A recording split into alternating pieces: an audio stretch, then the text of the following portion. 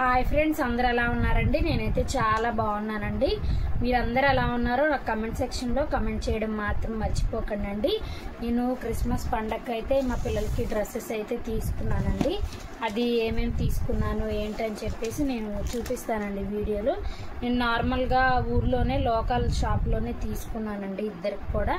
ఇదిగోండి, ఇది ఒక సెట్ అండి. ఇది ఒక సెట్ అండి. ఇది మనకి పైన టాప్ లాగా ఇది ఇలా షర్ట్ లాగా వస్తుంది. అలానే ప్యాంట్ కూడా ఇలా వచ్చిందండి. మనకి చాలా బాగుందండి. ఇది చిన్న బాబుకి అయితే తీసుకున్నాను. నాకు ప్రైజెస్ అనేవి తక్కువే పడ్డాయండి. ఇది 999 ఉంది, కానీ నాకు 1000 రూపీస్ అలా ఉందండి. మనకి ఇది డిస్కౌంట్ పోను నాకు 700కి అలా ఇచ్చారండి. 1.5 year మా చిన్న బాబుకి అయితే ఈ ప్యాంటు ఈ టీషర్ట్ తీసుకున్నానండి. అలానే ఇంకొక డ్రెస్ కూడా తీసుకున్నాను. అది పెద్ద బాబుకి ఇలా గ్రీన్ కలర్ టీషర్ట్ అండి.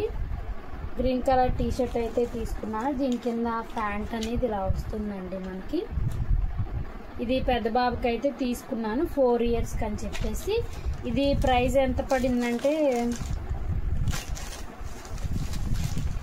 ఇది కూడా 955 ఉందండి.